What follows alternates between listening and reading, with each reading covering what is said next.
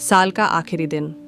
आरव, कबीर और नेहा ने फैसला किया कि इस बार वे नए साल का जश्न किसी अनोखी जगह पर मनाएंगे। शहर की भीड़ भाड़ से दूर वे एक पुराने गेस्ट हाउस में गए। यह गेस्ट हाउस जंगल के बीचों बीच था और इसके बारे में कई डरावनी कहानियां प्रचलित थीं। कहा जाता था कि यहाँ कई साल पहले एक लड़की की रहस्यमय मौत हुई थी।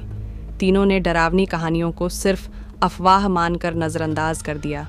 उन्हें लगा कि यह सिर्फ उनके रोमांच को बढ़ाने का जरिया होगा, लेकिन यह जगह उनके जीवन का सबसे बड़ा डर साबित होने वाली थी। गेस्ट हाउस पहुंचने पर माहौल बेहद अजीब था। दरवाजे के ऊपर लगे पुराने घंटों की आवाज़ सुनाई दी, जो बिना किसी वजह के बज रहे थे। अंदर की दीवारों पर पुरानी तस्वीरें थीं, जिनमें लोगों के चेहरे घूरते हुए लग रहे थे। कबीर ने मजाक में कहा, क्या लगता है यहाँ भूत सच में होंगे? नेहा ने हंसते हुए जवाब दिया, अगर होंगे भी तो हमारे मेहमान बनकर रहेंगे। लेकिन आरव को इस जगह में कुछ असामान्य महसूस हो रहा था। उसे लग रहा था जैसे कोई उन्हें देख रहा हो। रात के 12 बजे बस कुछ मिनट बचे थे। नेहा ने अपना बैग खोला और उसमें से एक स्पिरिट बोर्ड, ओइजा बोर्ड निकाला। क्यों ना हम आत्माओं से बात करने की कोशिश करें, उसने रोमांच भरे स्वर में कहा। आरव ने विरोध किया, लेकिन कबीर ने उसे यह कहकर मना लिया कि यह सब मजाक है। उन्होंने मोमबत्तियां जलाकर बोर्ड को सामने रखा। अगर यहाँ कोई आत्मा है तो हमें कोई संकेत दो, नेहा ने गंभीर आवाज में कहा।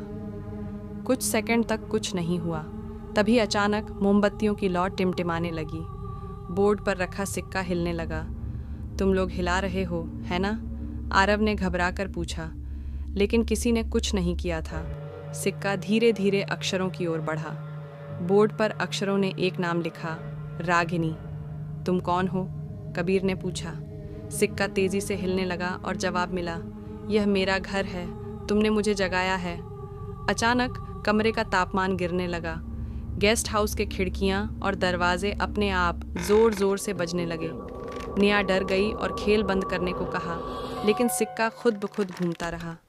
तुम मुझसे नहीं बच सकते, आत्मा ने बोर्ड पर लिखा।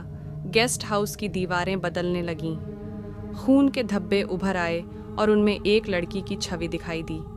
यह वही रागिनी थी। उसने बताया कि उसे इसी गेस्ट हाउस में उसके परिवार ने जिंदा जलाकर मार डाला था। वह इंसाफ चाहती थी। तुम तीनों अब यहाँ से नहीं जा सकते, तुम्हें मेरी कहानी पूरी करनी होगी, आत्मा की आवाज़ पूरे कमरे में गूंजने लगी। तीनों ने भागने की कोशिश की, लेकिन दरवाजे जाम हो गए। उन्हें ऐसा महसूस हुआ जैसे कोई अदृश्य शक्ति उन्हें रोक रही हो। आरव ने साहस जुटाकर कहा, तुम्हें क्या चाहिए?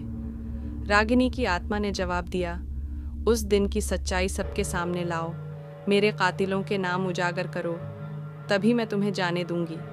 आत्मा की बात मानकर तीनों ने गेस्ट हाउस के तहखाने में जाने का फैसला किया। वहां उन्हें एक पुराना ट्रंक मिला, जिसमें रागिनी की डायरी और तस्वीरें थीं। डायरी में उसके परिवार के काले राज और उसकी हत्या की पूरी कहानी लिखी थी। लेकिन जैसे ही उन्होंने डायरी उठाई, गेस्ट हाउस की छत गिरने लगी। अब उनके पास समय कम था। आत्मा ने कहा, अगर तुमने मेरी कहानी बाहर नहीं पहुंचाई तो तुम्हारी आत्माएं भी यहीं फंस जाएंगी। सुबह होते होते किसी तरह तीनों वहां से भाग निकले। उन्होंने रागिनी की डायरी पुलिस को दी और उसके परिवार के जुर्म सामने आए। लेकिन कहानी यहीं ख़त्म नहीं हुई।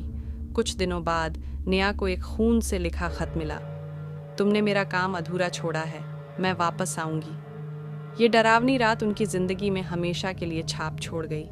कहानी यह सिखाती है कि अनजान रहस्यों के साथ खिलवाड़ खतरनाक हो सकता है। कुछ दरवाजे हमेशा के लिए बंद ही रहने चाहिए।